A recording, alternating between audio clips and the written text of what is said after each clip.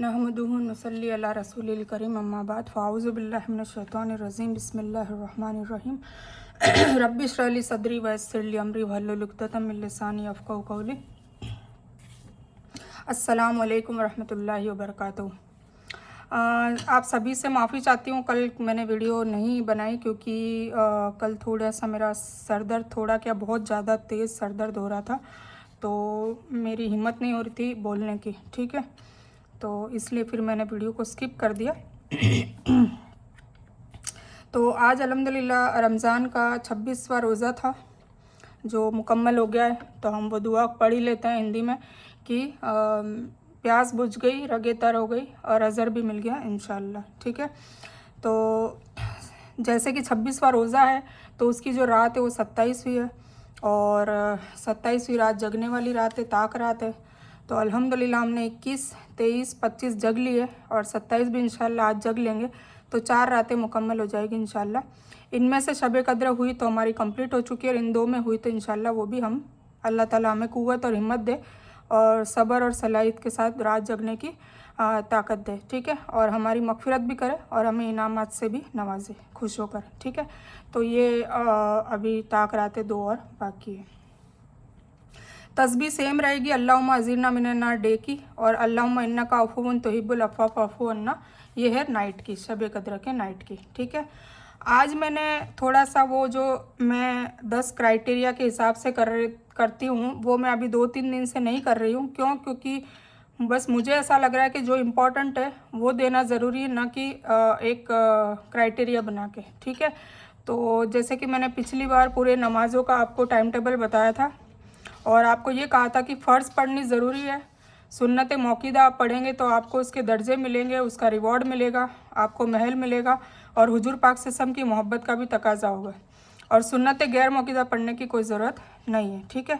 अगर आप लोगों की हैबिट है, पढ़ना चाहते हैं, टाइम है तो आप बेशक पढ़िए, बाकी फ़र्ज़ का हिसाब होगा और सुन्नत मौक़ूदा पढ़ने से महल मिलेगा, ठीक है।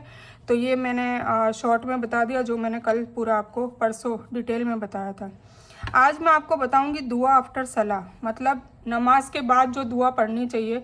हुजूर पाक सल्लल्लाहु अलैहि वसल्लम ने अपनी अहलिया, अपनी बीवियों को सिखाई थी कि तुम्हें मैं ऐसी शॉर्टकट दुआएं ना बताऊं कि जो पढ़ने से आप तुम्हारी दुनिया और आखिरत दोनों के मसले हल हो जाएंगे, ठीक है। तो अल्हम्दुलिल्लाह मैं भी जब से मुझे पता चला है, मैं पढ़ती आई हूँ, काफ़ी बरसों से पढ़ती हूँ अल्हम्दुलिल्लाह अल्हम्दुलिल्लाह। तो मैंने सोचा कि जो चीज़ मुझे भी पता है वो आपको मैं क्यों ना बताऊँ, ठीक है। तो ये सुन्नत के हवाले से, हालाँकि दुआएँ बहुत है बहुत ज़्यादा दुआएँ, पर मैंने उसमें से छटनी करके आपको थोड़ी बहुत लिस्ट बना दी है। इंशाल्लाह मैं एक लिस्ट और बनाऊंगी, ठीक है। पर एटलीस्ट आप इतनी दुआएं तो पढ़े ही पढ़े, ये मेरा कहने का मतलब है आपको, ठीक है। जो मैंने अरबी में लिखाई है वो अरबी में याद करें, याद ना हो तो कोई बात नहीं, जहाँ भी आप नमाज़ पढ़ते हैं या आपका मुसल्ला रखते हैं वहाँ पे इसको चिपका दें लिख कर, अपने लैंग्वेज में। हिंदी में लिखना है तो हिंदी में, गुजराती में लिखना है गुजराती में, या इंग्लिश में लिखना है तो इंग्लिश में, ठीक है। तो ये अभी मैं वीडियो ख़त्म होने के बाद आपको इंशाल्लाह इसकी स्क्रीनशॉट भी भेज दूँगी, तो आप लिख लीजिएगा। हाँ, ये है कि जो मैं सीरीज़ वाइज बता रही हूँ ना, आपको उसी वाइज पढ़नी है, दुआ भी उसी वाइज मांगनी है, ठीक है। क्योंकि हुजूर पाक सल्लल्लाहु अलैहि वसल्लम ने हमें बताई है पढ़ने को, मोमिन औरतों को और हमारी मोमिन माओं को, मतलब माएँ कौन है? हुजूर पाक सल्लल्लाहु अलैहि वसल्लम की बीवियाँ, ठीक है। तो उस हिसाब से ये मैं जब भी इस्तिमा करती हूँ तो ये सभी को बताती हूँ। एक्चुअली मैंने बहुत दुआएं लिखी हुई थी पर वो मेरी बुक पता नहीं कहाँ मिसप्लेस हो गई, मिल नहीं रही है, तो मैंने स्पेशली आप लोगों के लिए अभी लिखी है, ठीक है।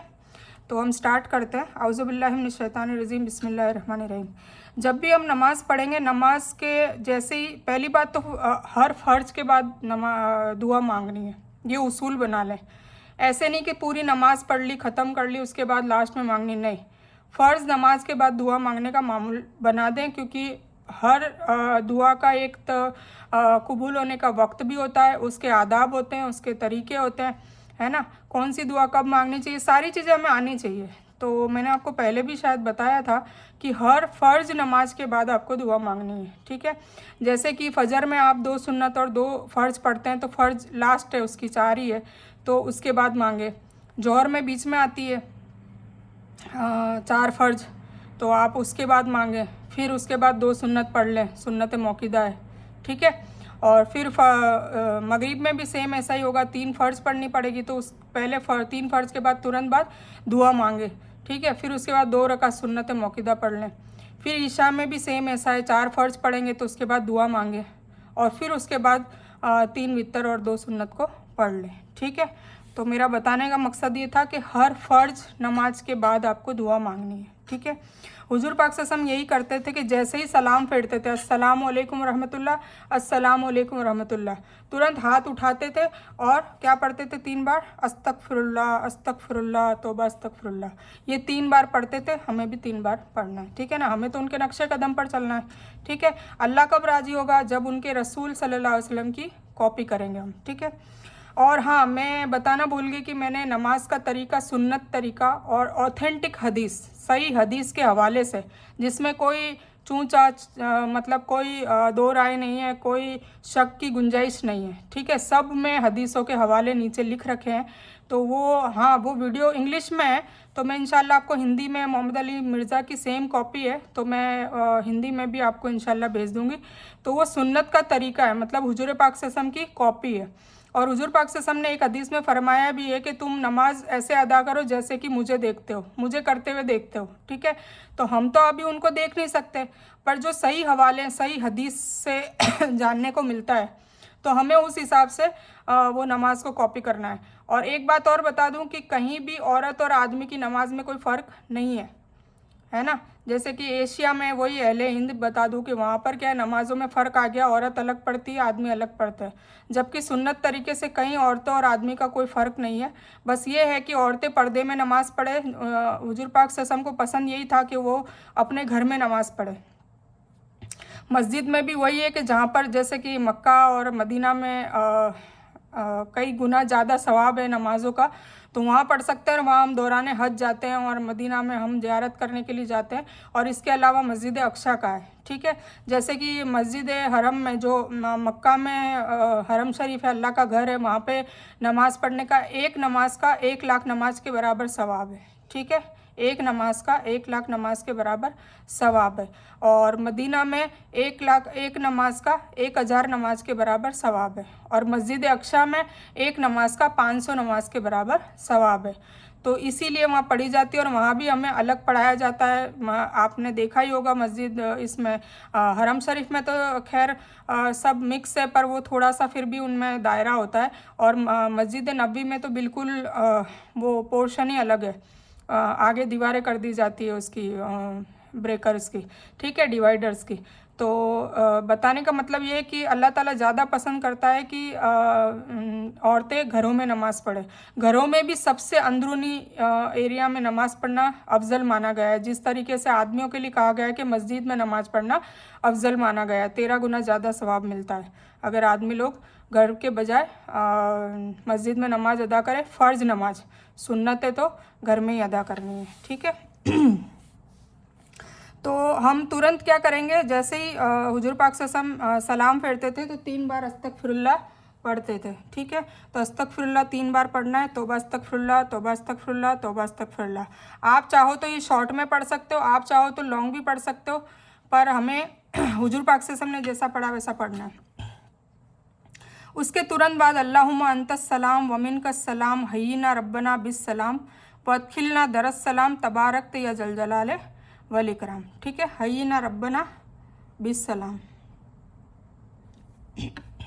फिर उसके बाद आयतल कुर्सी पढ़नी है, पर आयतल कुर्सी के पहले औज़ु बिल्लाहि मिनश शैतानिर रजीम पढ़ना ही पढ़ना है, लाजमन पढ़ना है। उसके बाद आप आयतल कुर्सी स्टार्ट करें। अल्लाहु ला इलाहा इल्ला हु अल हय्युल क़य्यूम ला ताख़ुज़ुहु सिनतुन वला नौम लहू मा फ़िस समावाति व मा फ़िल अर्ज़ मंज़ल लज़ी यशफ़उ इंदहु इल्ला बिइज़्निही यअलमु मा बैना अयदीहिम व मा ख़ल्फ़हुम व ला युहीतूना बिशैइन मिन इल्मिही इल्ला बिमा शाअ वसिअ कुर्सियुस समावाति वल अर्ज़ व ला यऊदुहु हिफ़्ज़ुहुमा व हुवल अलियुल अज़ीम, ठीक है। ये पढ़ लें।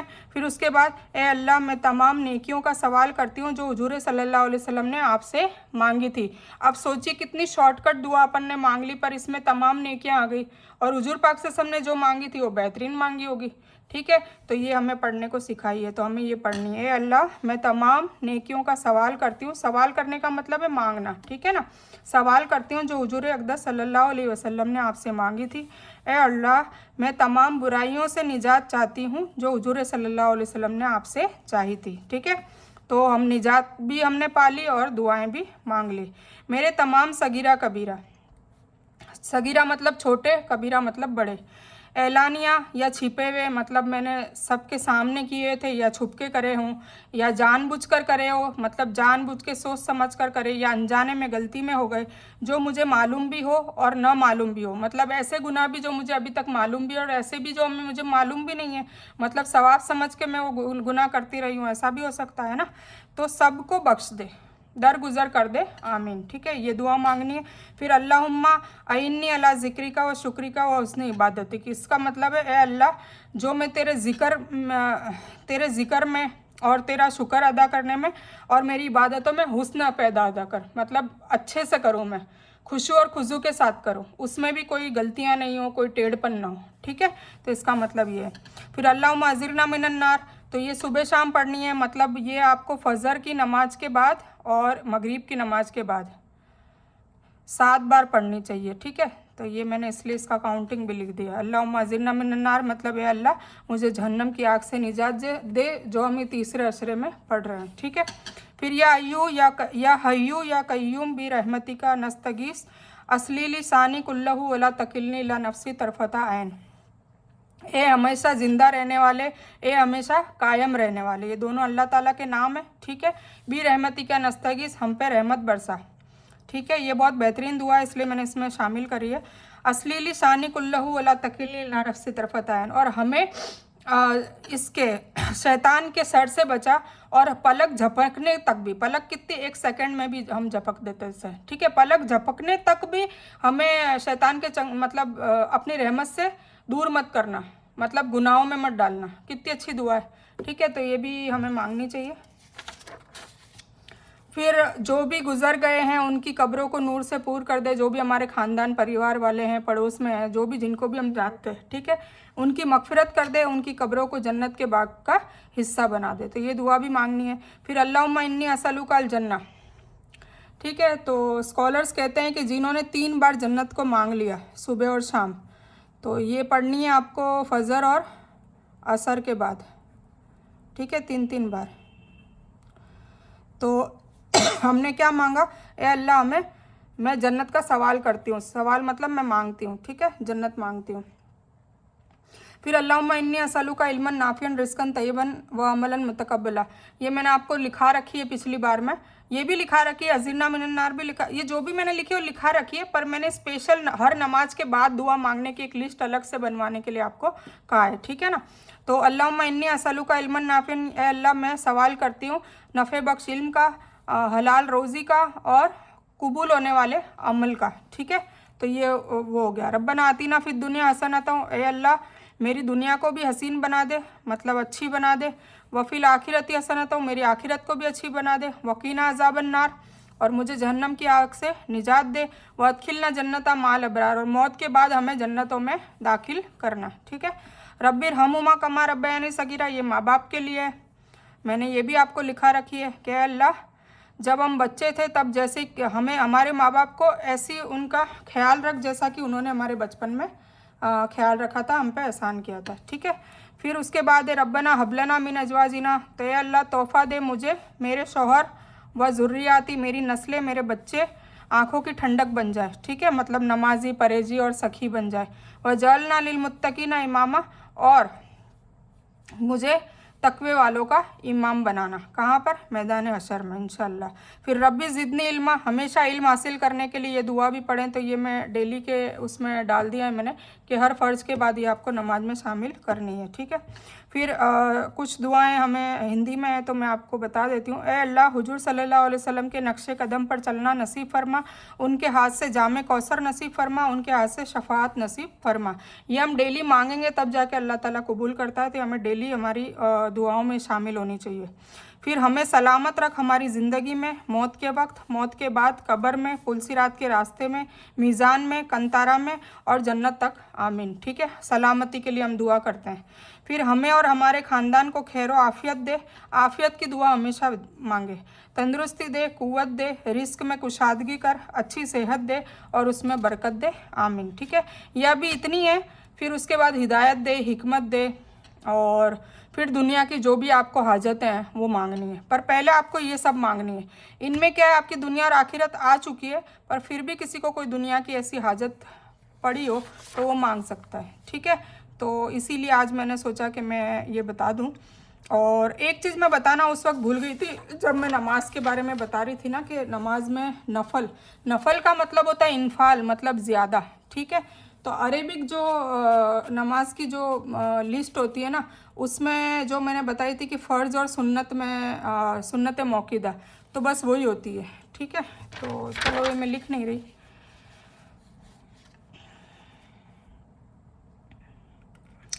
आज हम एक सूरत ले लेते हैं। दुआ मैंने आपको लिखवाई दी है, और आज हम एक सूरत ले लेते हैं। औज़ु बिल्लाहि मिनश शैतानिर रजीम, बिस्मिल्लाहिर रहमानिर रहीम। हमने सूरत 3 अल्हम्दुलिल्लाह कंप्लीट कर ली थी, सूरत अलग, फिर सूरत 3, ठीक है। अब है सूरत शरह। इसको सूरह इंसिरा भी कहते हैं, शरह भी कहते हैं। तो हम ये पढ़ लेते हैं आज।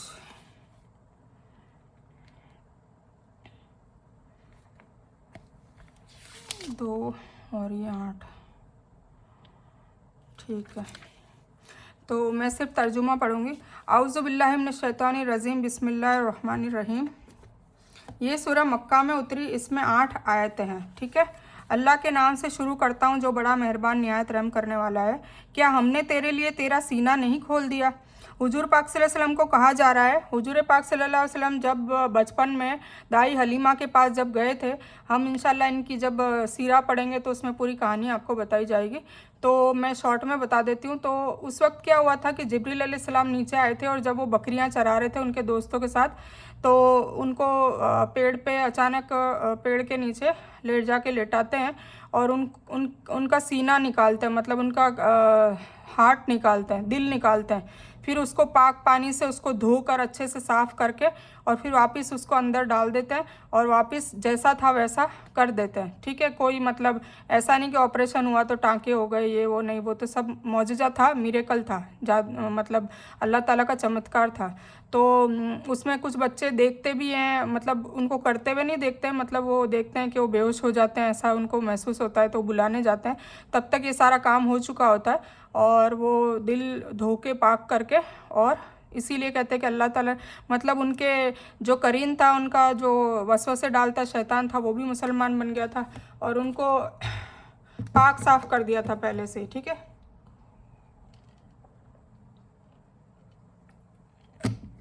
थोड़ी बोलने में मुझे दिक्कत हो रही है, सांस फूल रहा है, सॉरी।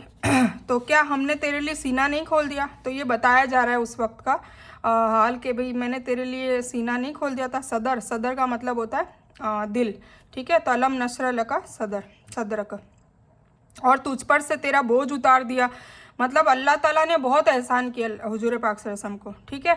तो ये कब बताया जाता था? जैसे ये सूरह सरा है, ये सूरत दुआ है, जब हम दुआ पढ़ेंगे तब भी। तो हुजूर पाक सल्लल्लाहु अलैहि वसल्लम है ना, वही नहीं आती थी और बीमार पड़ जाते थे, या कई बार है ना उम्मत की गुनाहों और बदकारियों की वजह से बहुत ज़्यादा मायूस हो जाते थे, बहुत ज़्यादा उम्मत के लिए परेशान होते थे, बहुत ज़्यादा। तो अल्लाह ताला उनको लाड़ से प्यार से उस पर एहसान जताता था अल्लाह, मतलब वो सूरह नाजिल कर करके कि क्या मैंने तेरे को ये नहीं किया तो तू क्यों उदास होता है। तो हुजूर पाक सल्लल्लाहु अलैहि वसल्लम को मतलब एक लाड़ से बेटे को नहीं, जब माँ कोई सजा देती है या मारती है तो फिर उसको पुचकारने के लिए नहीं कहती कि मैंने तेरे लिए उस वक्त तेरे पसंद वाला खाना नहीं बनाया था, मैंने उस वक्त तेरे को गिफ्ट नहीं दिया था, तो मैंने इतना मारा है उसमें तू क्यों परेशान होता है, मतलब मैंने तेरे से अच्छा भी तो किया है ना। तो इसी तरह कुछ दिन जैसे सूरत दुआ पढ़ेंगे हम, अभी तो शरह पढ़ रहे हैं, दुआ पढ़ेंगे तो उसमें यही है कि कई टाइम से है ना वही आनी बंद हो जाती है। तो हुजूर पाक सल्लल्लाहु अलैहि वसल्लम उदास हो जाते हैं कि क्या हुआ, अल्लाह नाराज़ हो गए या अल्लाह का फरिश्ता नाराज़ हो गया, क्या हो गया ऐसा, मेरे से क्या गलत काम हो गया कि वही आनी बंद हो गई। और फिर एक तो वो, और फिर दूसरे जो उनके चाचा की जो बीवी थी, अबू लहब की बीवी उम्मे जमील नाम था, वो पड़ोस में रहती थी, तो वो बस वो उसको ताने मारना चालू कर देती थी, नाउजुबिल्ला ऐसा कहती थी, क्या हुआ तेरा अल्लाह कहाँ गया, तेरा शैतान, अल्लाह भी नहीं तेरा शैतान कहाँ गया, अब तुझे कोई सूरत या दुआ नहीं भेजता नीचे, तो ऐसे करके ताने मारती थी। तो ये गम में हुजूर पाक सल्लल्लाहु अलैहि वसल्लम बहुत बीमार हो गए थे, और फिर वही आई कुछ टाइम बाद।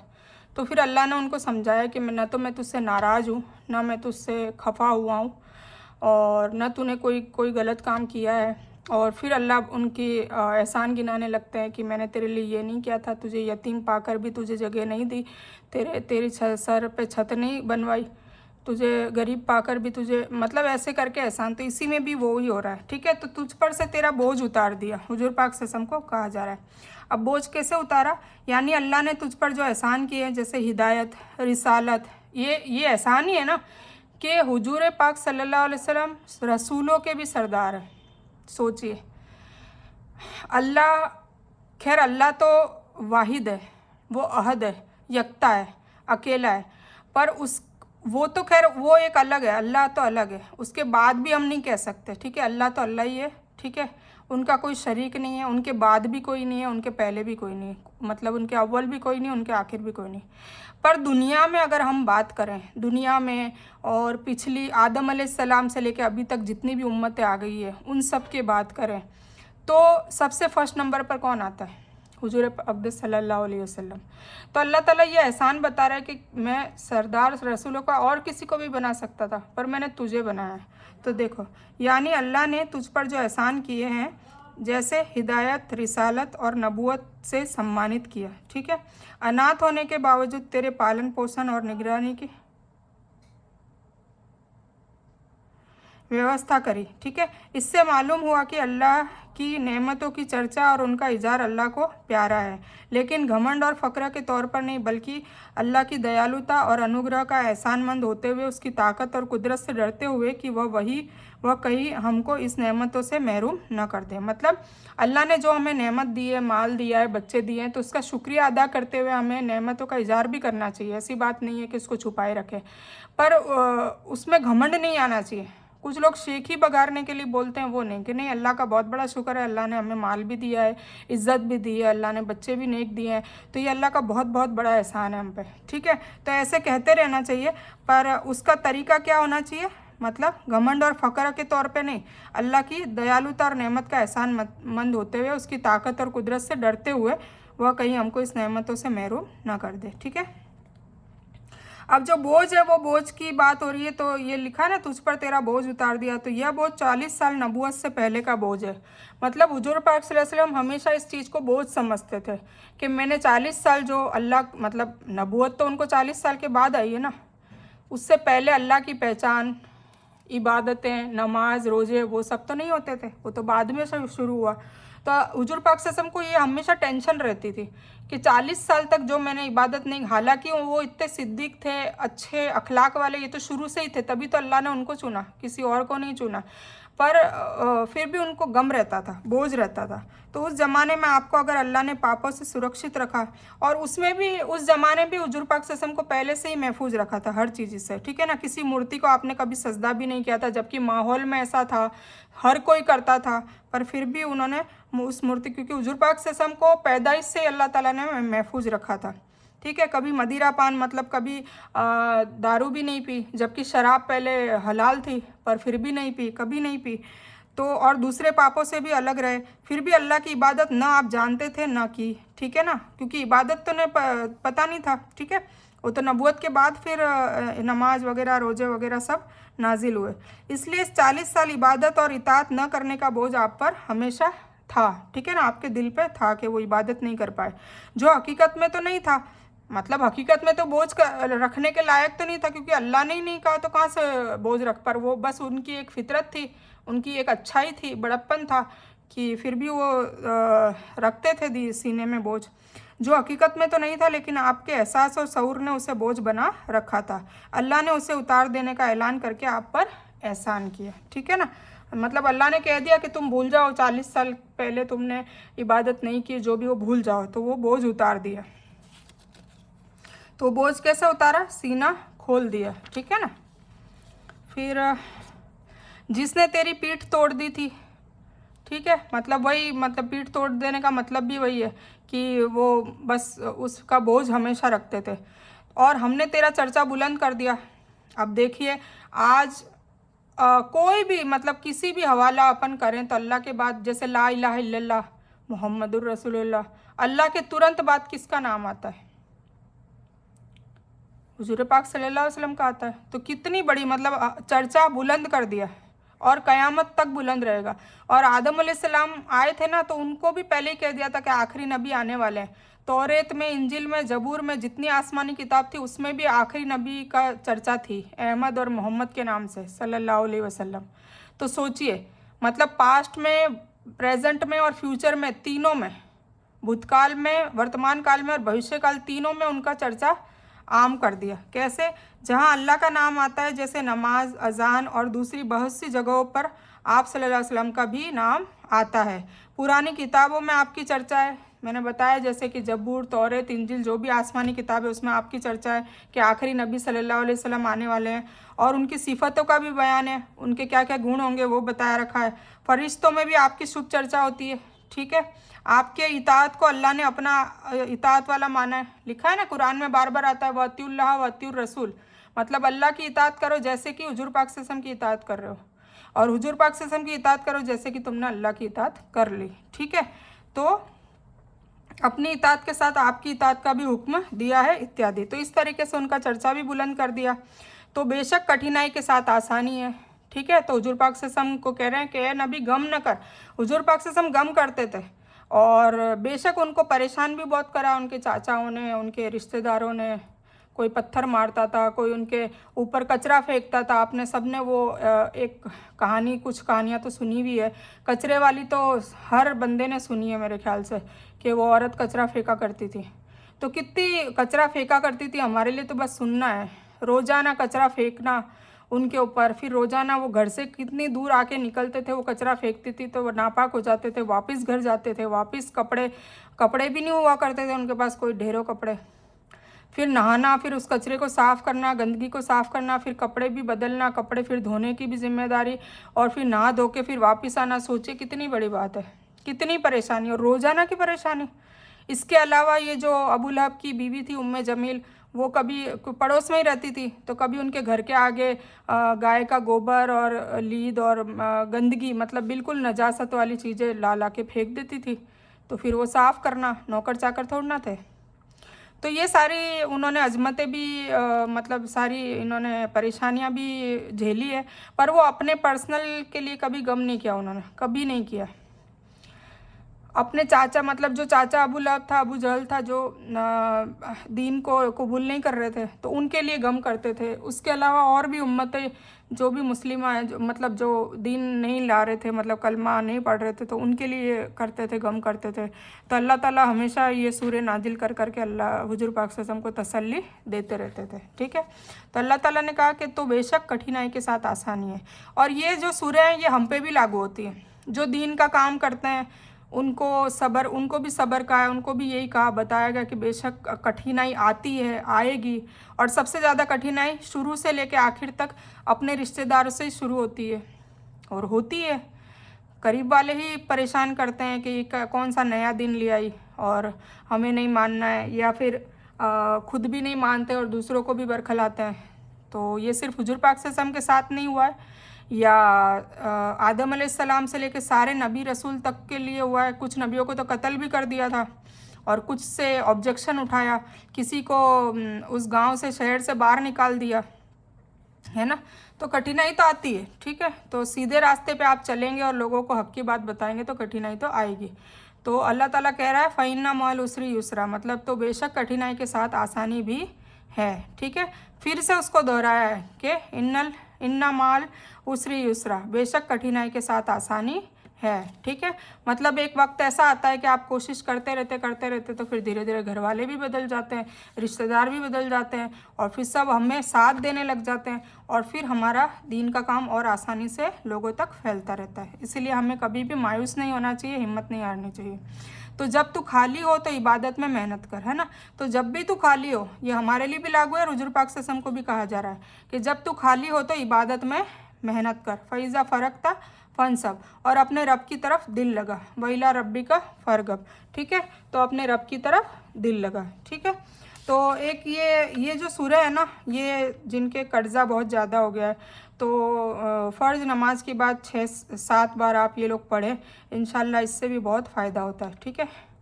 क्योंकि जिसमें तसल्ली वाली दुआएं हैं ना, वो अल्लाह ताला हमारे लिए भी तसल्ली डालता है, ठीक है। तो सूरत शरा आज हमने कंप्लीट कर ली। इंशाल्लाह सूरत दुआ कर लेंगे। ये दोनों अल्लाह ताला ने हुजूर पाक सल्लल्लाहु अलैहि वसल्लम को तसल्ली देने के लिए नाजिल की है।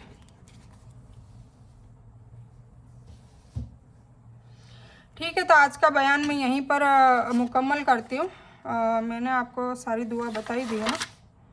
हाँ, ये सारी दुआ बता दी और मैं इसका स्क्रीनशॉट अभी आपको भेज देती हूँ। तो इस बयान में कुछ भी दीन की अच्छी और हक बात आई है वो सिर्फ अल्लाह की तरफ से है, और बुरी या गलत बात जो गलती से या जज्बात में आकर मेरे मुंह से कुछ भी गलत वर्ड या कोई बात निकल गई हो तो मेरी तरफ से है। ठीक है, और इस गलती के लिए मैं अल्लाह अज्ज वजल और आप लोगों से माफ़ी की तलबगार हूँ। मैं कोई आलिमा नहीं हूँ, मैं सिर्फ तालिब इल्म हूँ। अल्लाह मेरी कोशिश से आपको सही नफ़े बख्श इल्म पहुँचाए और मैं आप लोगों की हिदायत और हिकमत का सदका जारिया बनूँ। बस यही मेरी तमन्ना है। आमीन सुम्मा आमीन या रब्बल आलमीन। रब्बना आतीना मिन लदुनका रहमतम वही लना मिन अमरिना रशदा। अल्लाहुम्मा सल्ली अला मोहम्मद वाला अली मोहम्मद कमा सल्लैता अला इब्राहीम वाला अली इब्राहीम इन्नका हमीदुन मजीद। अल्लाहुम्मा बारिक अला मोहम्मद वाला अली मोहम्मद कमा बारकता अला इब्राहीम वाला अली इब्राहीम इन्नका हमीदुन मजीद। व आखिरु दावाना अनिल हम्दुलिल्लाहि रब्बिल आलमीन।